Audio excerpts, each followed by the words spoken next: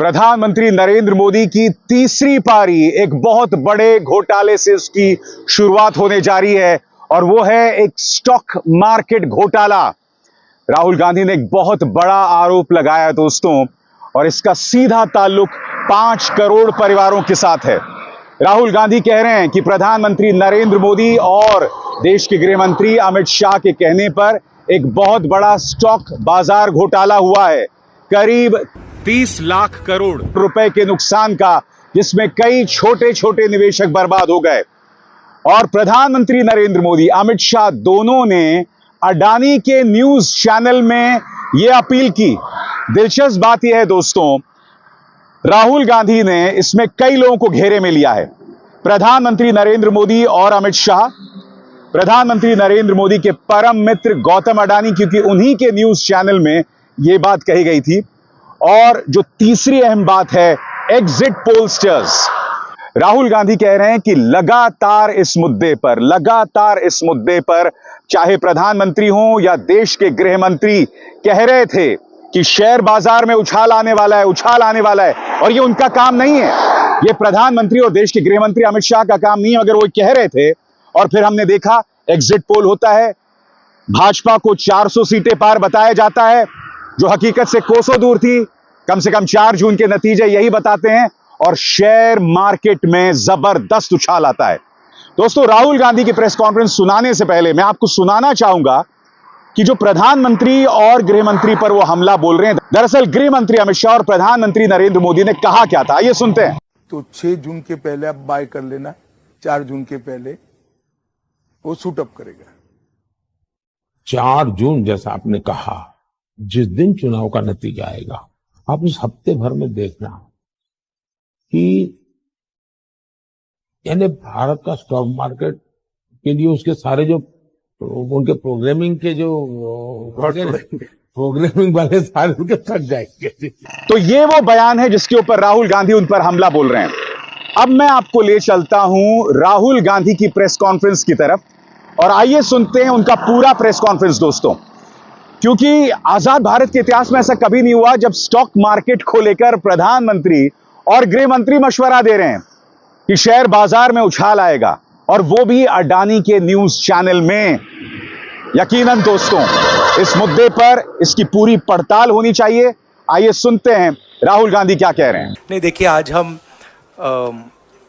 बड़ी इंपॉर्टेंट चीज के बारे में आपको कहना चाहते हैं। पहली बार हमने नोट किया कि चुनाव के समय प्रधानमंत्री ने, होम मिनिस्टर ने और फाइनेंस मिनिस्टर ने स्टॉक मार्केट पर टिप्पणी दी। प्रधानमंत्री ने 2-3 बार, 4 बार देश को कहा कि स्टॉक मार्केट तेजी से आगे बढ़ने जा रही है। होम मिनिस्टर ने सीधा कहा कि 4 जून को स्टॉक मार्केट आसमान में जाएगी, लोगों को खरीदना चाहिए। और यही मैसेज फाइनेंस मिनिस्टर ने दिया। तो ये क्रोनोलॉजी है। अमित शाह कहते हैं बाय शेयर्स बिफोर 4 जून। 19 में नरेंद्र मोदी जी कहते हैं stock market will break records on June 4। फिर 28 मई को रिपीट करते हैं। 1 जून मीडिया झूठे एग्जिट पोल रिलीज करती है।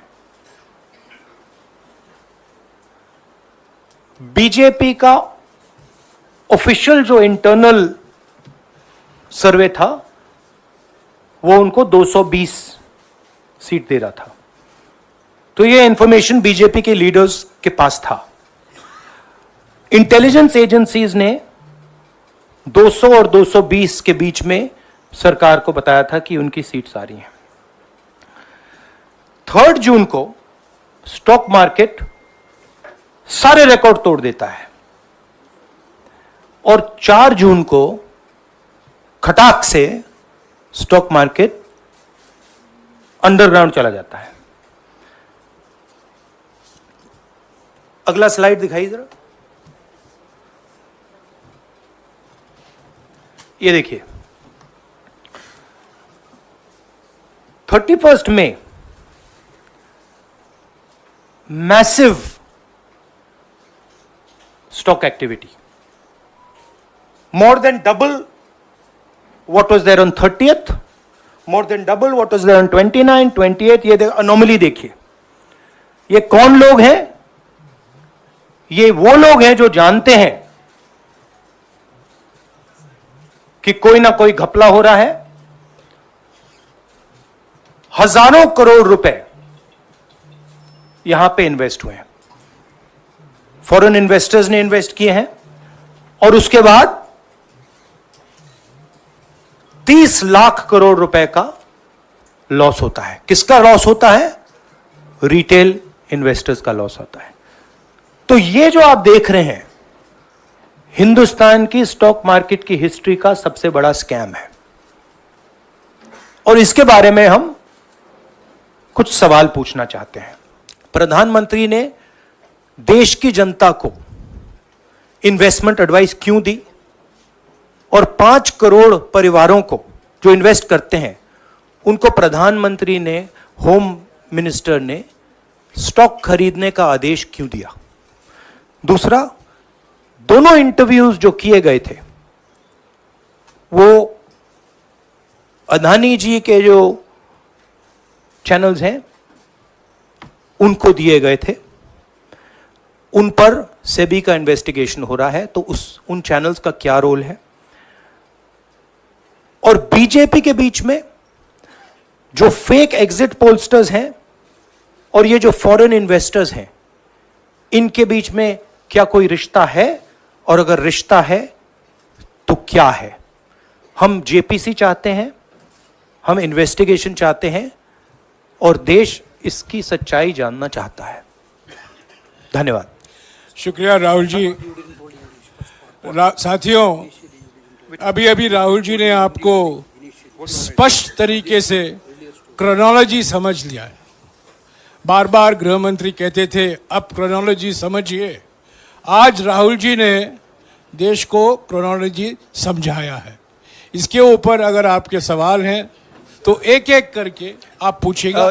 राहुल जी, इससे पहले भी आपने अदानी इशू पे जेपीसी पिछली लोकसभा में मांग की थी, तो क्या आप चाहेंगे कि ये इशू और हिंडनबर्ग इशू दोनों कंबाइन हो और दोनों की जांच हो? ये जो इशू है, this is a broader issue than just the Adani issue. It is connected to the Adani issue, but this is a much broader issue. This is directly the Prime Minister of India, Home Minister, who are privy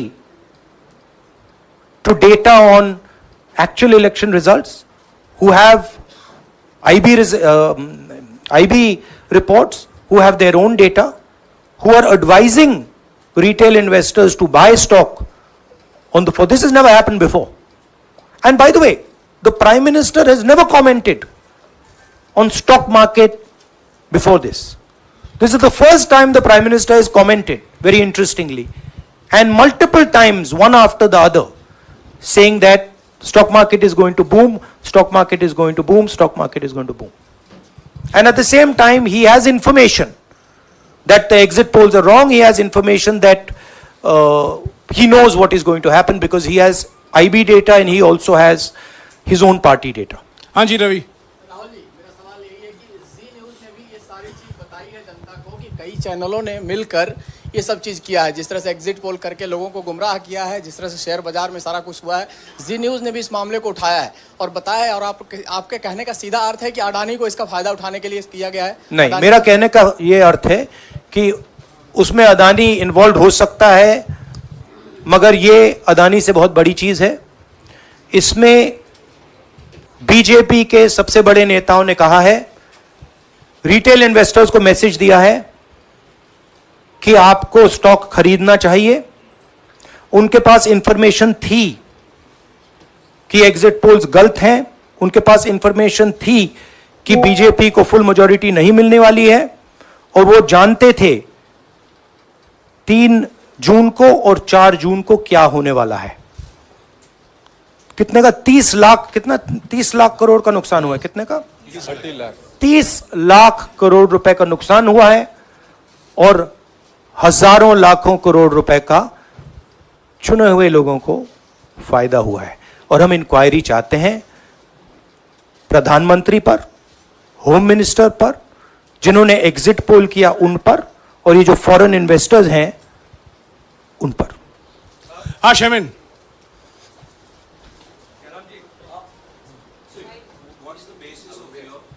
बहुत दूर है।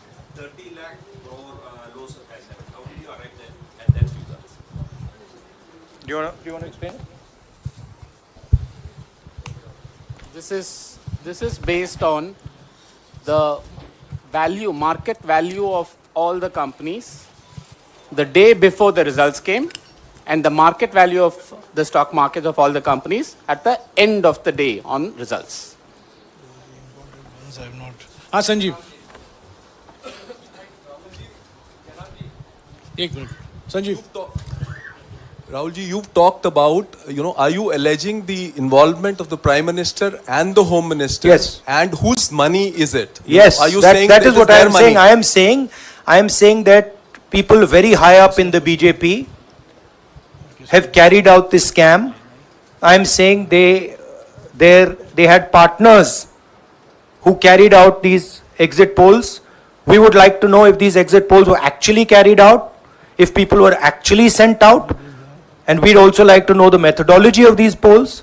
We'd like to understand who these investors are. We have some sense of who these investors are.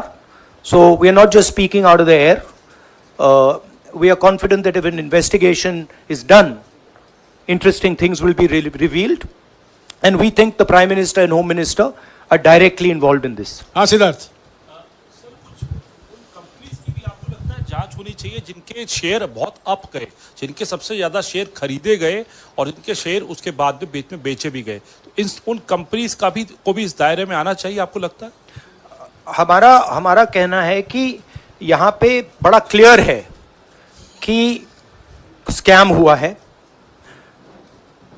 प्रधानमंत्री ने directly कहा है, home minister ने directly कहा है, इंडिकेट किया है जनता को कि स्टॉक मार्केट ऊपर जाएगी। होम मिनिस्टर ने तो साफ कह दिया कि खरीदना चाहिए। और जब प्राइम मिनिस्टर और होम मिनिस्टर और फाइनेंस मिनिस्टर ऐसी बात करते हैं तो उसका रिएक्शन आता है, लोग उसको बिलीव करते हैं। तो बिल्कुल क्लियर है कि इन तीन लोगों ने कहा है। यह भी क्लियर है कि इनको मालूम था कि रिजल्ट 400 का नहीं है, 300 का भी नहीं है। तो यह हम पता लगाना चाहते हैं, उसमें आप जो कह रहे हो वो भी शामिल है।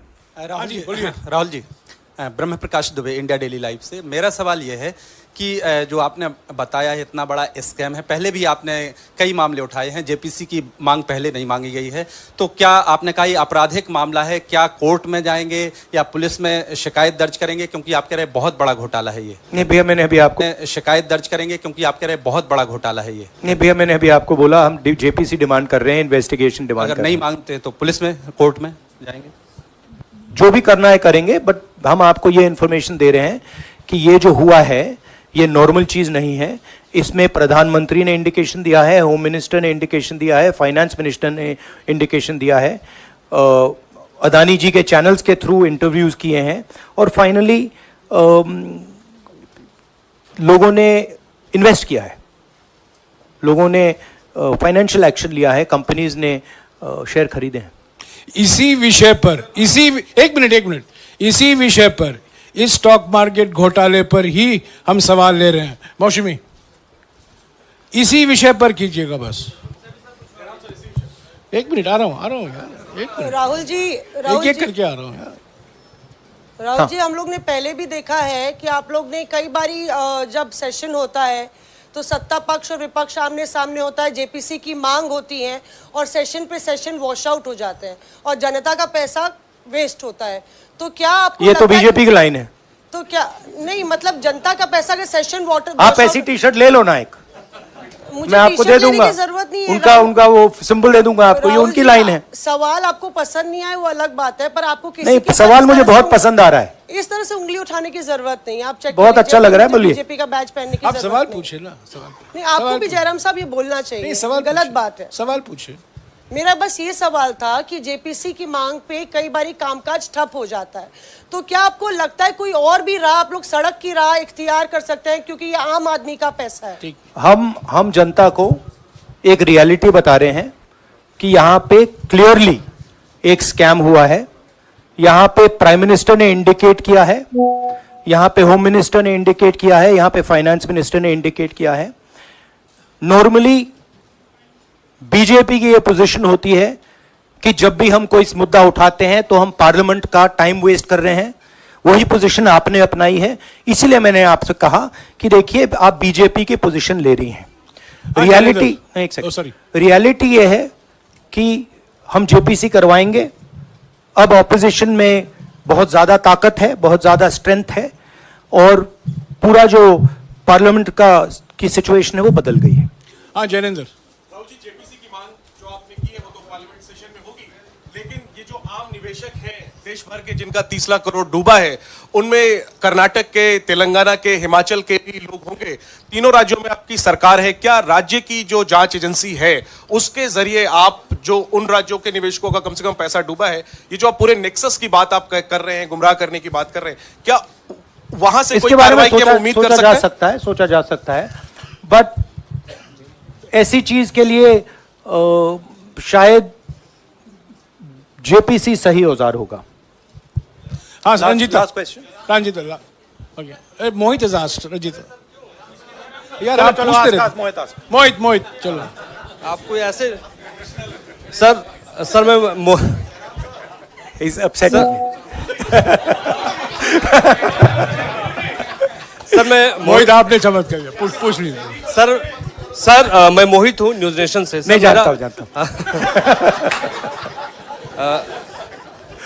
सर लगातार पिछले घोटालों में भी आपने जेपीसी की बात की थी, आपने हर जांच की बात की, और ये एक बड़ा घोटाला सामने आया, इसमें भी आप जेपीसी की मांग कर रहे हैं। कितनी उम्मीद है कि लोग जेपीसी की ये लागू करेंगे? आपको क्या लगता है कि ये जेपीसी लागू करने वाले, अगर नहीं करेंगे फिर क्या करेंगे आप लोग? नहीं, हम प्रेशर लगाएंगे, डालेंगे, बट मुझे लगता है कि जो पहले राजनीतिक सिचुएशन थी, जिस इंप्यूनिटी के साथ प्रधानमंत्री पहले काम करते थे, मुझे लगता है वो अब खत्म हो गया है, तो दूसरा नतीजा आएगा। राहुल जी, ये आखिरी है क्या, और दो लेंगे? ये आखिरी है। आखिरी नहीं, आखिरी हो गया, इन्होंने कह दिया आखिरी। ओके रंजीता,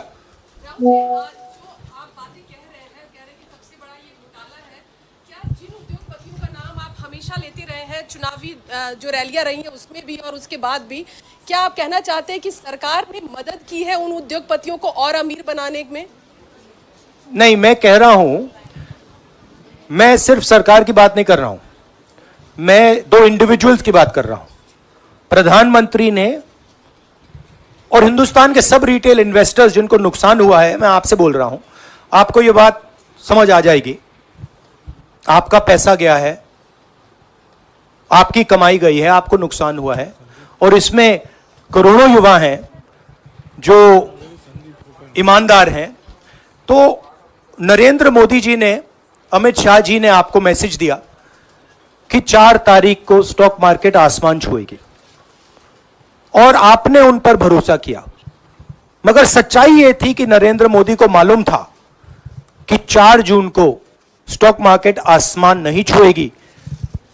4 जून को स्टॉक मार्केट का जबरदस्त नुकसान होने जा रहा है, क्योंकि उनके पास इंटेलिजेंस की रिपोर्ट थी और बीजेपी का जो इंटरनल असेसमेंट था 220 सीट का, वो उनके हाथ में था। तो मेरा यह सवाल है, और मैं आपसे इन्वेस्टर से कहना चाहता हूं कि आपको जो चोट पहुंची है, जो आपको दर्द हुआ है, वो चोट नरेंद्र मोदी जी और अमित शाह के बयान ने आपको पहुंचाई है। और हजारों करोड़ रुपए किसी ना किसी ने चोरी की है। वो आपके जेब से गए हैं, रिटेल इन्वेस्टर्स के जेब से गए हैं। तो मैं चाहता हूं, आपके लिए बोल रहा हूं, मैं आपके लिए बोल रहा हूं कि इन्वेस्टिगेशन होना चाहिए, पता लगाना चाहिए कि प्रधानमंत्री जी ने, होम मिनिस्टर ने आपको यह गलत इंफॉर्मेशन क्यों दी, और ये कौन लोग हैं, इन्वेस्टर्स जो हैं, फॉरेन इन्वेस्टर्स हैं, जिन्होंने इस दिन फायदा उठाया। ये देखिए ग्राफ है, ये रेड चार्ट जो है, इसको देख लीजिए। ये नॉर्मल ट्रेडिंग है, ये नॉर्मल ट्रेडिंग है, ये ग्रे वाली नॉर्मल ट्रेडिंग है, और ये जो ट्रेडिंग है ये अबनॉर्मल ट्रेडिंग है, ये 2-3 गुना है, और फिर ये हुआ है नुकसान। तो ये नरेंद्र मोदी जी और अमित शाह से मैं पूछ रहा हूं कि आप में इसमें आपका क्या रोल था, और रिटेल इन्वेस्टर्स के लिए पूछ रहा हूं, आपकी मदद के लिए, आपकी मदद करने के लिए पूछ रहा हूं, और इन्वेस्टिगेशन होगा तो आपके लिए होगा। धन्यवाद, शुक्रिया।